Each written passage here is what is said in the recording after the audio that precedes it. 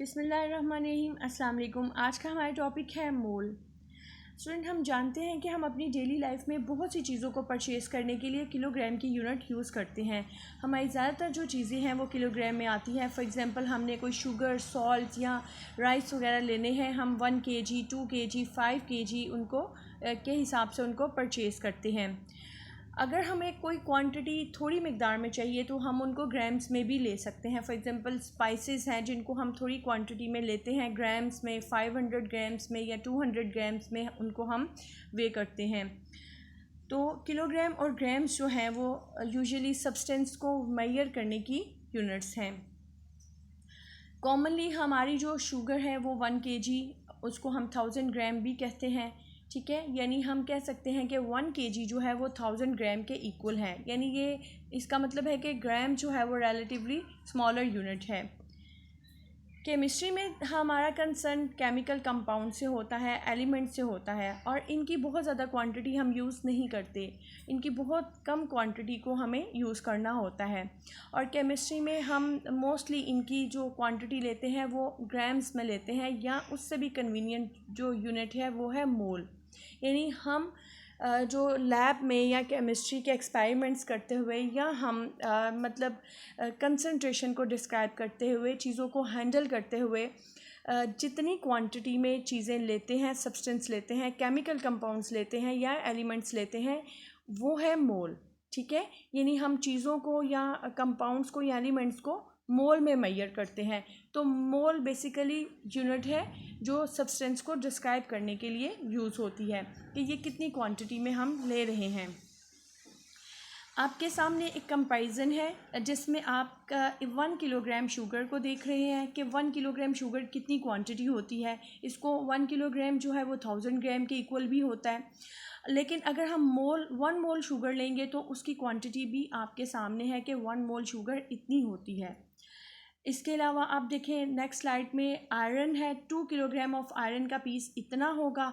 लेकिन अगर हम 1 मोल ऑफ आयरन लेंगे तो उसका पीस आप देखें कि वो कितना होगा। इस सिमिलरली 1 किलोग्राम ऑफ सॉल्ट का कंपैरिजन है 1 मोल ऑफ सॉल्ट। सॉल्ट ये कॉमन सॉल्ट है जिसको हम टेबल सॉल्ट भी कहते हैं, केमिस्ट्री में इसको हम सोडियम क्लोराइड कहते हैं। तो इसका 1 किलोग्राम या 1000 ग्राम जो है वो एक पैकेट है जो हम परचेज़ करते हैं मार्केट से। और इसके कंपैरिजन में आप देखें कि 1 मोल ऑफ सॉल्ट जो है वो एक डिश में दिया गया है जिसकी क्वांटिटी, अब क्वेश्चन ये अराइज होता है कि how much substance is equal to 1 mole, यानी कितनी मकदार में कोई सब्सटेंस जो है वो 1 मोल होगा, या अगर हमने किसी भी केमिकल कंपाउंड को 1 मोल लेना है तो हमें कितनी मकदार में सब्सटेंस को लेना पड़ेगा। कितनी मकदार में सब्सटेंस लेंगे तो वो 1 मोल होगा। स्टूडेंट, ये हमारे सामने कार्बन एलिमेंट है। ठीक है, कार्बन की 3 फॉर्म्स, ये आप इन तीनों से फेमिलियर है। जो राइट साइड पे है ये कोल है, कोयला जो हम डेली लाइफ में यूज़ करते हैं। लेफ़्ट साइड पे आप देखें डायमंड है, और इसके अलावा ग्रेफाइट है। ग्रेफाइट कार्बन की जो ऐसी फॉर्म है जो हम लेड पेंसिल वगैरह में यूज़ करते हैं। तो ये बेसिकली एक कार्बन एक एलिमेंट है और उसकी 3 फॉर्म्स नेचर में एग्जिस्ट करती है। और इसका इन तीनों का जो एक एटम है, हर चीज़ एटम से बनी होती है, हर एलिमेंट एटम से बना होता है। तो इसी तरह से ये तीनों जो कार्बन की फॉर्म्स हैं इनका एटम ये होगा जिसमें 6 प्रोटॉन, 6 न्यूट्रॉन और 6 ही इलेक्ट्रॉन्स होते हैं। अब हम कह सकते हैं कि इसका एटॉमिक नंबर जो है वो 6 है, क्योंकि इसमें इलेक्ट्रॉन की तादाद 6 है और प्रोटॉन की तादाद भी 6 है। और इसके अलावा अगर हम इसका एटॉमिक मास देखें तो वो है 12। एटॉमिक मास 12 है जो कि प्रोटॉन और न्यूट्रॉन को सम अप करने से आता है। अगर हम किसी एक कार्बन एटम को वे करें, यानी फिज़िकल बैलेंस के ऊपर हम उसका मास मालूम करें एक कार्बन एटम का, तो it comes to be 12 atomic mass unit which is represented by mu. ठीक है, तो एक कार्बन एटम का मास जो है वो 12 है। एटॉमिक मास यूनिट में हम ये अच्छी तरह से डिस्क्राइब कर चुके हैं। तो लिहाजा एक एटम के मास को रिप्रेजेंट करते हैं हम म्यू से, और उसको हम एटॉमिक मास यूनिट भी कहते हैं। लेकिन अगर हम इतनी ही मास का, अगर हम यही एटॉमिक मास ग्राम्स में लें ठीक है। या दूसरे लफ्ज़ों में आप कह लें कि अब हम चाहते हैं कि हम इसी कार्बन का 1 मोल यूज़ करना है, हमें लैब में 1 मोल रिक्वायर्ड है, ठीक है। तो हमें कितना कार्बन लेना पड़ेगा, इसके लिए हम फ़िज़िकल बैलेंस लेंगे, या आप इलेक्ट्रिक बैलेंस भी ले सकते हैं, इलेक्ट्रॉनिक बैलेंस भी यूज़ कर सकते हैं। ये इलेक्ट्रॉनिक बैलेंस है, इसके ऊपर एक वॉच ग्लास रखी है और उस पे आप कार्बन को ऐड करते जाएं, ठीक है।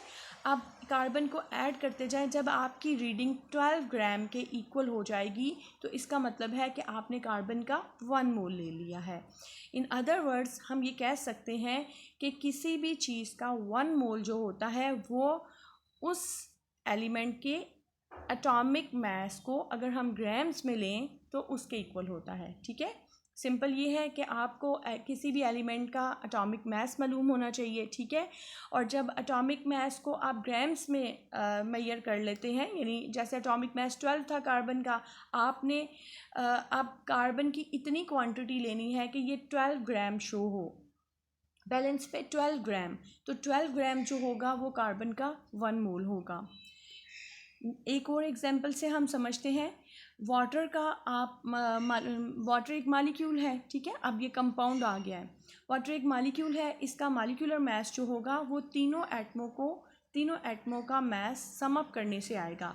एक हाइड्रोजन का मास है 1, सेकंड का 2, दोनों का 2 हो गया, और ऑक्सीजन का मास है 16। तो टोटल जो मॉलिक्यूलर मास है एक मॉलिक्यूल ऑफ वाटर वो है 18 AMU, एटॉमिक मास यूनिट, ठीक है। अब हमें इस कंपाउंड का जो है वो मॉलिक्यूलर मास मालूम हो गया, इससे फाइंड आउट करेंगे हम मोल। अब हम वाटर का 1 मोल लेना चाह रहे हैं तो हम 18 AMU नहीं लेंगे, बल्कि हम 18 ग्राम वाटर मेजर करेंगे, ठीक है। हम बैलेंस के ऊपर एक ग्लास रखेंगे, उसके अंदर इतना वाटर डालेंगे कि वो रीडिंग 18 ग्राम की दे, ठीक है। तो 18 ग्राम जो है वो 1 मोल ऑफ वाटर होगा। तो हम कह सकते हैं कि द एटॉमिक मास और molecular mass of a substance taken in gram is called 1 mole of that substance, ठीक है। नेक्स्ट एग्जांपल्स थोड़ी और ज़्यादा ली हैं हमने कंपाउंड्स की। इसमें आप देखिए सोडियम नाइट्रेट है, ये भी एक केमिकल कंपाउंड है, मैग्नीशियम सल्फेट है और हाइड्रोक्लोरिक एसिड है। 2 सॉलिड्स हैं और 1 लिक्विड है। अब आप देखें कि जो सोडियम नाइट्रेट का मॉलिक्यूलर मास है वो इसके तमाम एटम्स के मास को सम अप करके निकाला गया है। It is 85 atomic mass unit, ठीक है। और इसके बाद है मैग्नीशियम सल्फेट, इसका मास भी तमाम जो एटम्स हैं उनके एटॉमिक मास को सम अप करके निकाल लें। मैग्नीशियम सल्फेट का मास है 120 AMU, atomic mass unit. Similarly mass of 1 molecule of hydrochloric acid is 36.5 AMU, ठीक है। अब इनको देखें कि ये मास इस तरह से कैलकुलेट होते हैं। मॉलिक्यूलर मास ऑफ HCl का आप देखें, एक हाइड्रोजन का आइटम है और एक हाइड्रोजन का मास है। इसी तरह से क्लोरीन का मास 35.5 एटॉमिक मास यूनिट है, और उसको एक एटम से हम मल्टीप्लाई करते हैं, दोनों को आप सम अप करें तो it comes to be 36.5 atomic mass unit. ये एक मॉलिक्यूल का मास है, इस एक मॉलिक्यूल का मास है, ठीक है।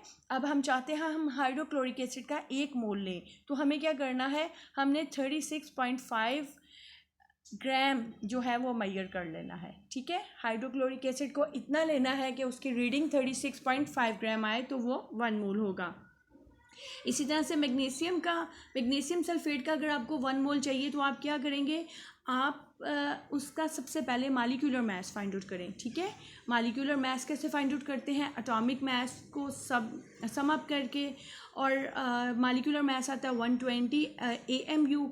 अब 120 AMU एक मॉलिक्यूल जो कि ये है इसका मास है, ठीक है, एक मॉलिक्यूल का। अब जब हम इसको इलेक्ट्रॉनिक बैलेंस पे रख के मैग्नीशियम सल्फेट को आप डालते जाएं, जब आपकी रीडिंग 120 ग्राम तक हो जाए तो इसका मतलब है कि आपने 1 मोल ऑफ मैग्नीशियम सल्फेट ले लिया है। ये इस तरह से अब देखिए, आप इलेक्ट्रॉनिक बैलेंस को ऑन करें और आप जिस भी केमिकल को लेना चाह रहे हैं 1 मोल, आप उसकी क्वांटिटी को ऐड करते जाएं हत्ता कि वो उसकी मालिक्यूलर मास के इक्वल रीडिंग दे, मालिक्यूलर मास ग्राम्स में रीडिंग देगा तो ये आपका 1 मोल होगा। अब ये देखिए डिफरेंट एलिमेंट्स हैं, उनका 1 मोल कितना होता है। जिंक है, जिंक का 1 मोल जो है 65.4 ग्राम के इक्वल है। तो ये कैसे पता चला, आपने सिंपल इसका जिंक का एटॉमिक मास फाइंड आउट करें, वो पीरियोडिक टेबल से आपको मिलेगा, क्योंकि ये एलिमेंट है, एलिमेंट का मास जो है वो पीरियोडिक टेबल पे लिखा होता है। जितना उसका मास है उतने ही ग्राम आप जिंक ले लें तो उसका 1 मोल होगा। सिमिलरली कार्बन का आप देखें 12.0 ग्राम, और फिर मैग्नीशियम जो है वो 24.3 AMU इसका एटॉमिक मास है, ये पीरियोडिक टेबल से हमें पता चला। और इतने ही ग्राम्स आपने एटॉमिक मास के इक्वल ही आपने ग्राम्स में, ये जब मैग्नीशियम की क्वांटिटी लेंगे तो वो 1 मोल होगा। कॉपर का 1 मोल जो है वो 63.5 ग्राम। अब 63.5 कैसे आया, ये पीरियोडिक टेबल से आपने एटॉमिक मास फाइंड आउट करना है और उतने ही ग्राम्स आपने ले लेने हैं। इस तरह से आपका कॉपर का भी जो है वो मोल, 1 मोल क्वांटिटी आपको मिल जाएगी।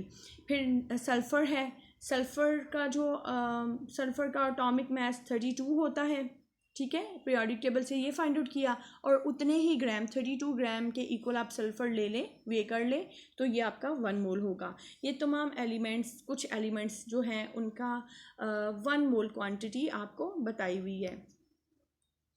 ये केमिकल कंपाउंड्स हैं जिनका 1 मोल आपके सामने है। आप ये देखें, ये कॉपर सल्फ़ेट है, कॉपर सल्फ़ेट का 249.7 ग्राम जो है, ये कैसे हमें पता चला, कॉपर सल्फ़ेट CuSO4 तमाम एटम्स का एटॉमिक मास को आप सम अप कर लें तो आपके पास आ जाएगा 249.7 एटॉमिक मास यूनिट। जब एक मालिक्यूल का आप मास फाइंड आउट करेंगे तो वो एटॉमिक मास यूनिट होगा, ठीक है। उतनी ही क्वांटिटी आपने जो है ना, उतनी सेम नंबर सिर्फ सेम है, ठीक है। 249.7 जो एटॉमिक मास यूनिट था ना, उसी को आपने यूज़ करना है। उतने ग्राम आपने कॉपर सल्फ़ेट वे कर लेना है तो आपके पास 1 मोल कॉपर सल्फ़ेट मिल जाएगा। इसी तरह से आयरन 3 क्लोराइड है, यानी फेरिक क्लोराइड है, आपने 270.3 ग्राम, ये 1 मोल के इक्वल है। अब ये कहाँ से आया, सिमिलरली जैसे आपने कॉपर सल्फ़ेट में किया था, आप FeCl3 का जितने भी एटम्स हैं सबके एटॉमिक मास को सम अप कर लें, और उसके बाद आपने मतलब वो आता है 270.3 एटॉमिक मास यूनिट, उतने ही ग्राम आपने वे कर लेना है तो आपको आयरन क्लोराइड का 1 मोल मिल जाएगा। यानी in other words we can say that if we want to take 1 mole of any substance, we will find out the molecular mass of that substance and then we will weigh the quantity of substance equal to molecular mass of that substance, and it would be 1 mole, and the mass of 1 mole of substance is called molar mass, ठीक है।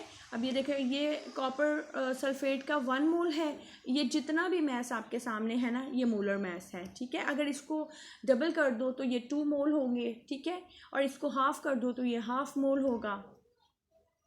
तो this is all about the mole.